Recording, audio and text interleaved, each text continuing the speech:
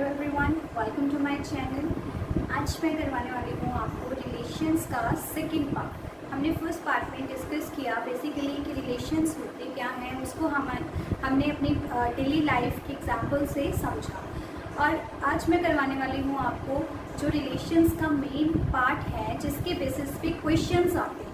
First part में हमने ये भी डिस्कस किया कि रिलेशंस को लिखते कैसे हैं, कि अगर हमारे पास दो सेट्स गिवन हैं, ए सेट और बी सेट, तो उसमें हम रिलेशन अगर डिफाइन है कोई तो उसको लिखते कैसे हैं एक सेट फॉर्म में, ठीक है।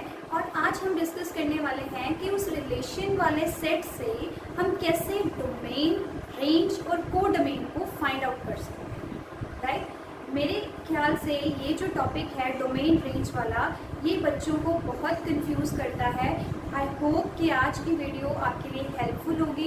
If you like this video so please subscribe my channel and share it more and more. Okay, so start करते हैं हम। सबसे पहले मैं बेसिकली वही रिवाइज करूँगी कि रिलेशन क्या है। रिलेशन था हमारा Cartesian product of two sets.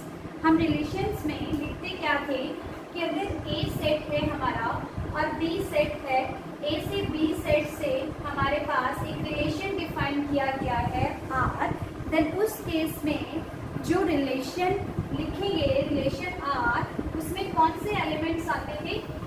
Cartesian product of A and B.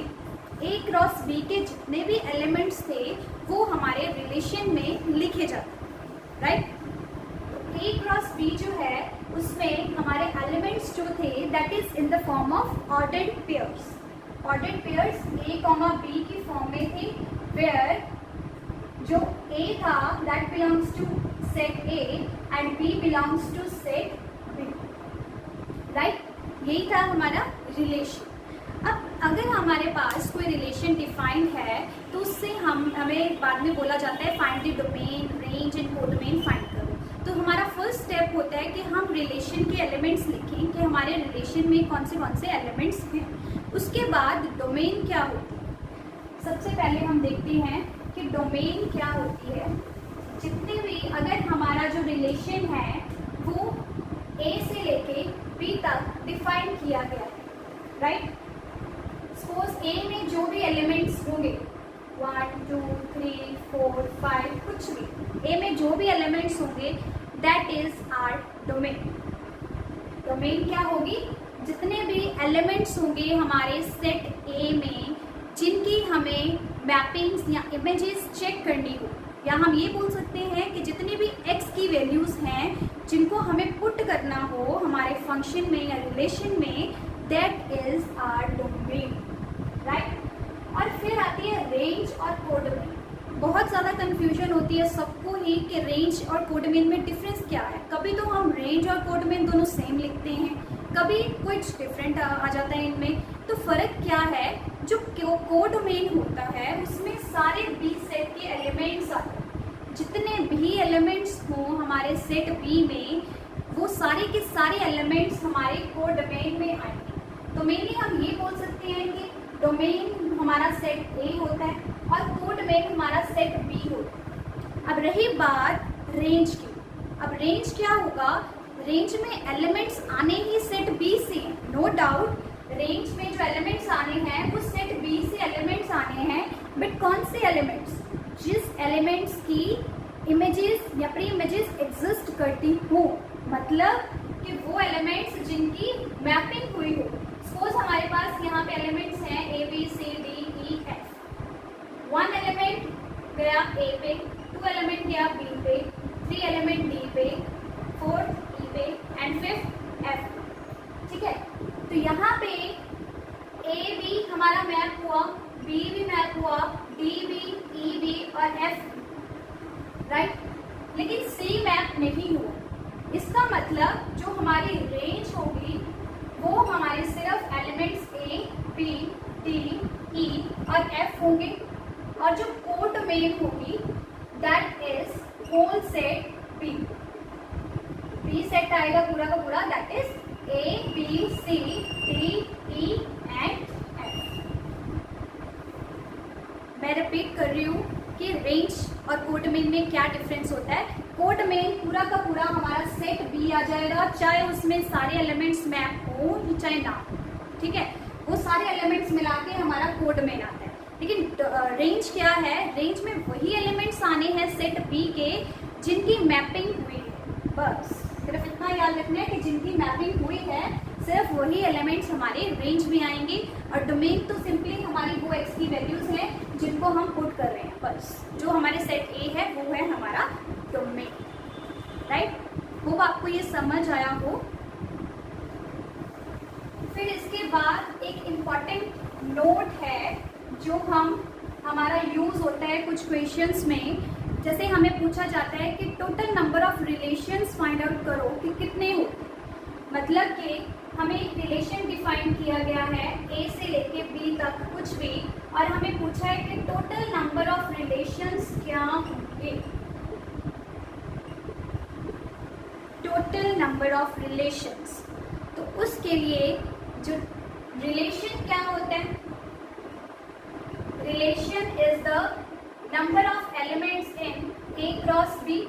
ये N of A cross B का मतलब है कि कितने नंबर ऑफ एलिमेंट्स हैं ए क्रॉस बी में, उतने नंबर ऑफ हमारे रिलेशंस होंगे, राइट, उतने हमारे नंबर ऑफ रिलेशंस होंगे। But total number of relations यहाँ पे हम क्या निकाल सकते हैं, that is the subset of an A cross B. अगर वैसे टोटल जो रिलेशन है वो हम फाइंड करते हैं ए क्रॉस बी से, लेकिन जो टोटल नंबर ऑफ रिलेशंस किसी मैपिंग के लिए, किसी फंक्शन के लिए जो total number of relations calculate करने हैं, तो उसके लिए हमारे पास क्या आता है कि वो रिलेशंस जो होते हैं that are the subsets of A cross B, ठीक है। जितने सबसेट्स हो गए ए क्रॉस बी की वो हमारे होंगे नंबर ऑफ रिलेशंस। जैसे हमारे पास गिवन है कि ए में एलिमेंट्स हैं P और number of elements of B is equal to Q, ठीक है। जो हमें रिलेशन डिफाइन किया गया है उसमें A में नंबर ऑफ एलिमेंट्स हैं P और B में नंबर ऑफ एलिमेंट्स हैं Q, तो जो नंबर ऑफ रिलेशंस होंगे that would be equal to 2 raise to power PQ। वो कैसे, क्योंकि number of elements in A cross B कितने आ जाएंगे फिर P into Q. A cross B में कितने नंबर ऑफ एलिमेंट्स हैं, P इंटू क्यू, जितने ए में है इंटू जितने क्यू में है। लेकिन नंबर ऑफ रिलेशंस क्या है, हमने बोला subsets of A cross B, और नंबर ऑफ सबसेट्स का फॉर्मूला होता है 2 raise to power n। n मतलब जितने उस सेट में एलिमेंट्स हैं। अब यहाँ पे subsets of A cross B की बात हो रही है और ए क्रॉस बी में नंबर ऑफ एलिमेंट्स हैं पी क्यू, तो नंबर ऑफ रिलेशंस आ जाएंगे 2 raise to power P Q, ठीक है। ये बहुत इंपॉर्टेंट रिलेशन है जो कम्पिटिटिव एग्जाम्स में भी यूज़ होता है कुछ क्वेश्चंस को सॉल्व करने के लिए। JEE मेंस के लेवल के जो क्वेश्चंस आते हैं उसमें भी ये इम्पॉर्टेंट है, और हमारे NCERT बुक में भी कुछ क्वेश्चंस हैं जो इस बेस पे, ठीक है, आप इसको नोट डाउन कर सकते हो।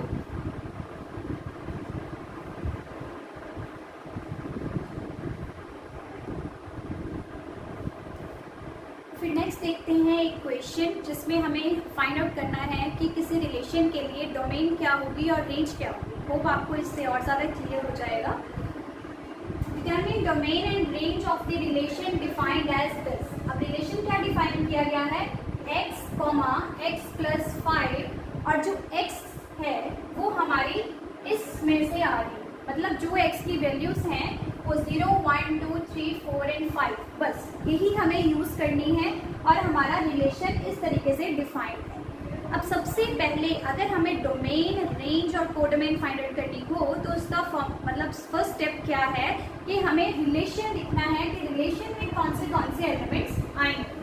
सबसे पहले मैं x की वैल्यू 0 पुट करूंगी, तो 0 के लिए y की वैल्यू मतलब x + 5 क्या आ जाएगा 5, सेकेंड आएगा 1, 6, 2, 7, 3, 8, 4, 9 एंड 5, 10। तो हमारा फर्स्ट स्टेप था कि हमने रिलेशन में एलिमेंट्स लिखने हैं जो बहुत इजी है, जो मैंने आपको फर्स्ट वीडियो में भी एक्सप्लेन किया, ठीक है। तो हमने ये लिख लिया हमारा रिलेशन क्या होगा, फिर उससे हमारी डोमेन क्या होगी। अभी मैंने डोमेन क्या एक्सप्लेन की कि डोमेन होता है जितनी भी x की वैल्यूज हैं, राइट, जो हम यूज कर रहे हैं, हमारी जितनी भी x की वैल्यूज वो है हमारी डोमेन। तो यहाँ x की वैल्यूज कौन सी है, ये सारी, तो हमारा डोमेन वाला सेट आ जाएगा 0 1 2 3 4 एंड 5, दैट्स ऑल, इतनी ही आपकी डोमेन। अब रेंज क्या होगी, रेंज मैंने जो बताया कि रेंज होती है कि जब हम x की वैल्यूज पुट करते हैं तो जो हमें आंसर्स मिलते हैं वो होगी हमारी रेंज। जो आंसर्स मिलते हैं, क्या आंसर्स मिले, 5 6 7 8 9 एंड 10, ये हमें आंसर्स मिले जब हमने x की वैल्यूज पुट की। तो हमारी रेंज आ जाएगी 5 6 7 8 9 एंड 10, दैट्स ऑल, ये है आपकी रेंज। बहुत ही सिंपल क्वेश्चन था, ऐसे ही बाकी भी सिंपल क्वेश्चन ही हैं, बस जो बात है वो है समझने की कि डोमेन क्या होती है, वो सारी x की वैल्यूज, और रेंज क्या होती है, ये जो हमने आंसर्स गेट किए हमारी x की वैल्यूज को पुट करके। ठीक है, आप इसको नोट डाउन कर सकते हो।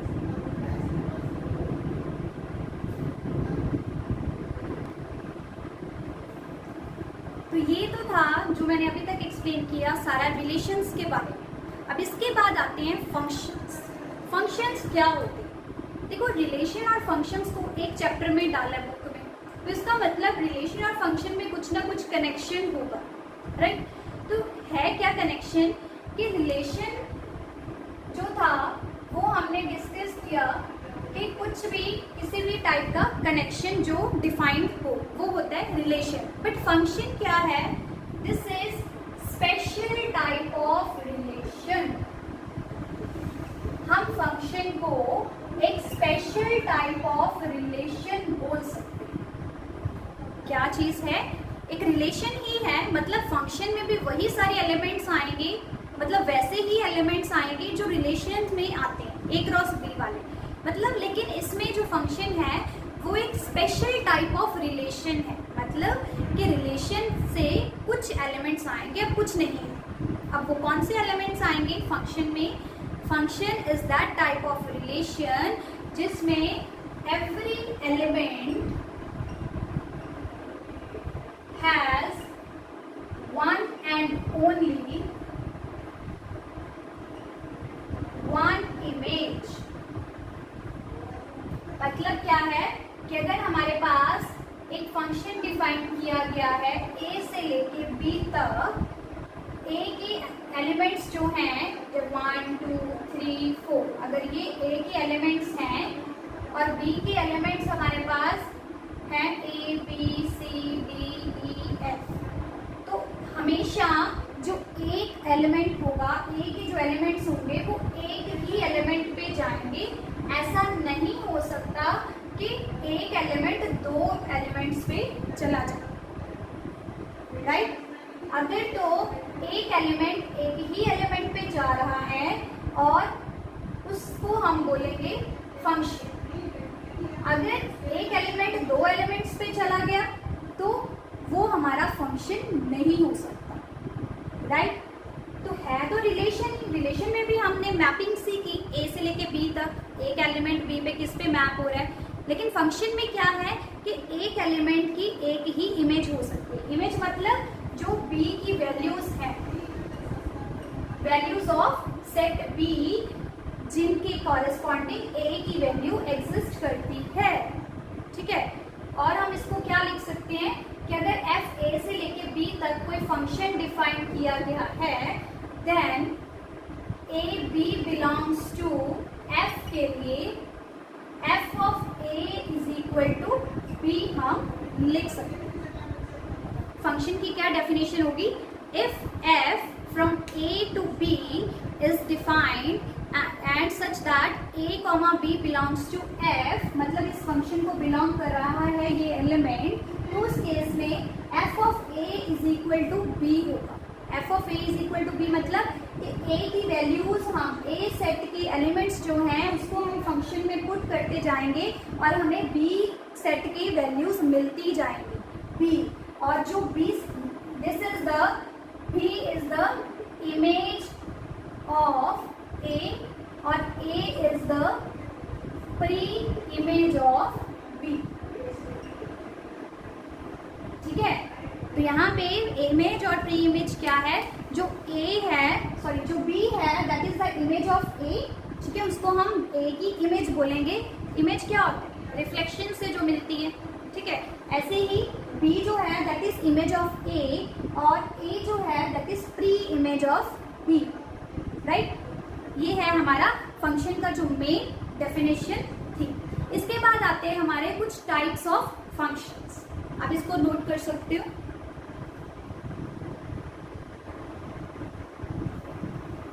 फिर नेक्स्ट है हमारी टाइप ऑफ फंक्शंस, के फंक्शंस की क्या क्या टाइप्स हैं, हम कैसे उनको लिख सकते हैं। ये है हमारी कुछ main types: identity function, constant function, polynomial function, rational function, modulus function and greatest integer function. ये हैं हमारी जो मेन टाइप्स हैं जिनके बेसिस पे क्वेश्चंस आते हैं और फंक्शंस डिफाइन किए जाते हैं। तो फर्स्ट जो है हमारा आइडेंटिटी फंक्शन। अब आइडेंटिटी फंक्शन क्या होता है, अगर हमारे पास फंक्शन इस तरीके से डिफाइंड है, if f from a to b is defined as f of x is equal to x for all x belongs to your relation।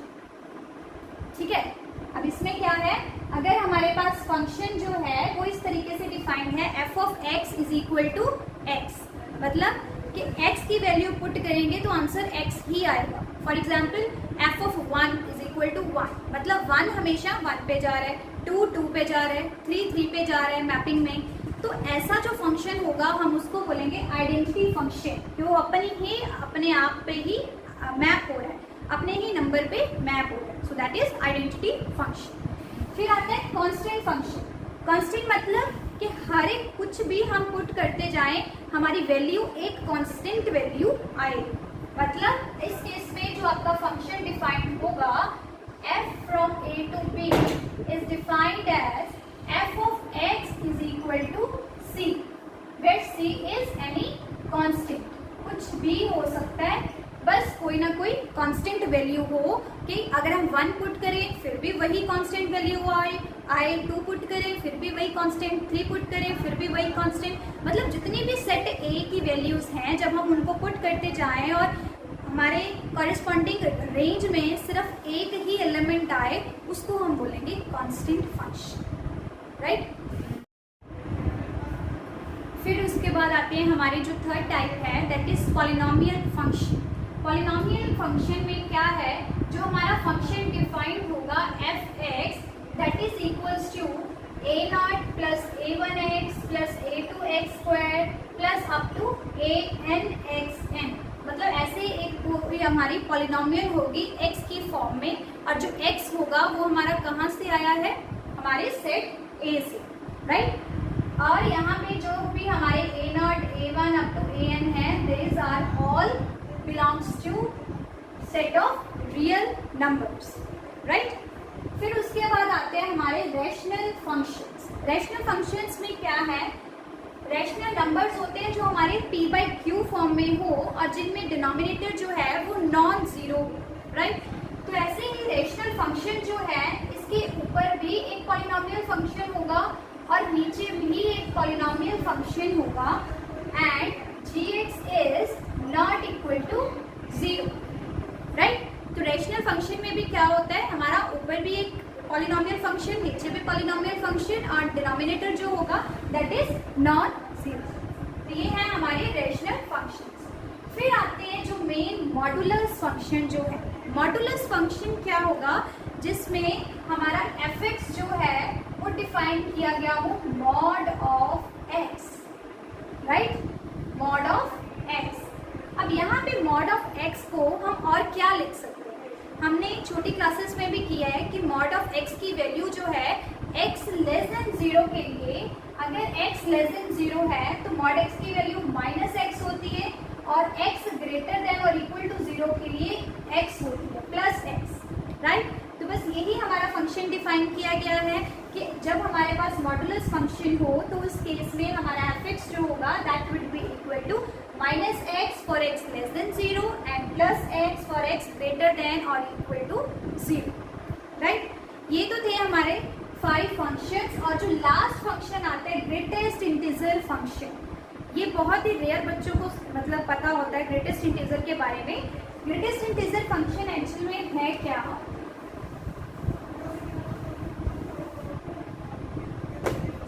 Greatest, इसमें जो फंक्शन है that is defined as greatest integer of x।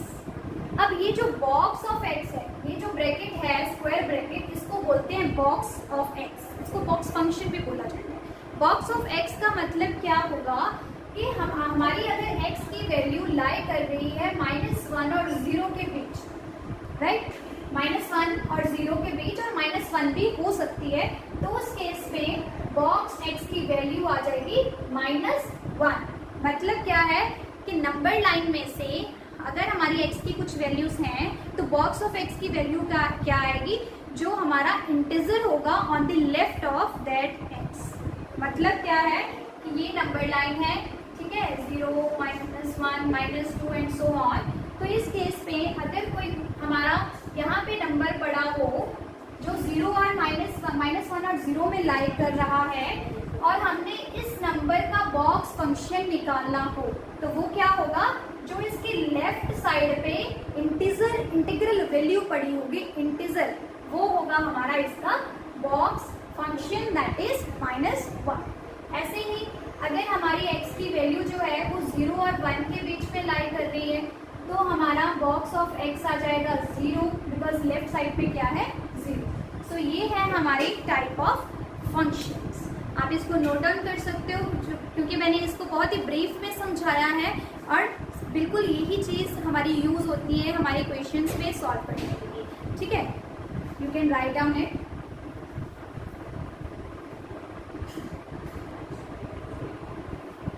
अब next जो आता है वो है domain and range. हम कैसे कैलकुलेट कर सकते हैं हमारे फंक्शंस में। इसमें थोड़े से टिपिकल क्वेश्चंस आते हैं बट उनको सॉल्व करने का वे क्या है वो अब मैं डिस्कस करने वाली हूँ। सो प्लीज़ लास्ट तक ज़रूर देखिए वीडियो को अगर आपको इस केस में प्रॉब्लम आती है तो डोमेन एंड रेंज जो है किसी फंक्शन के लिए सबसे पहले ज़रूरी है हमें चेक करना कि वो फंक्शन है भी या नहीं है, ठीक है। जो चीज़ हमें गिवन है वो फंक्शन है या नहीं है। तो फंक्शन चेक करने के लिए हमारे पास डेफिनेशन क्या थी कि हमेशा एक x की वैल्यू के लिए उसकी इमेज भी एक ही मिले, राइट।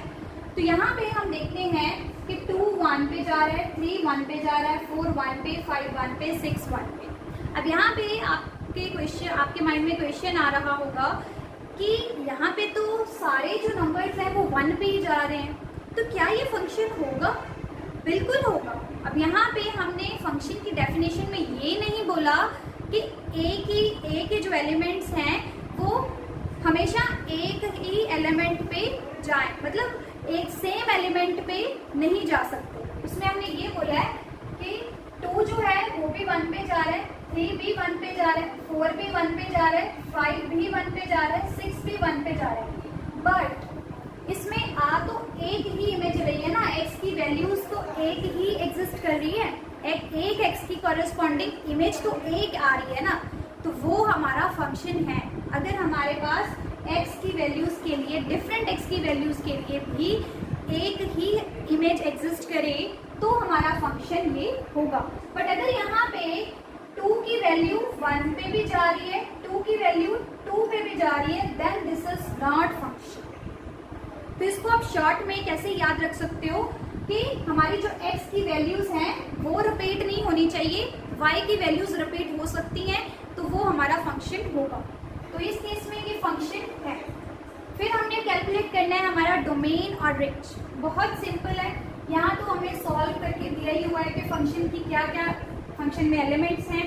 तो डोमेन क्या आ जाएगी? जितने भी x की वैल्यूज है, दैट इज 2 3 4 5 एंड 6, ये आ गई हमारी डोमेन।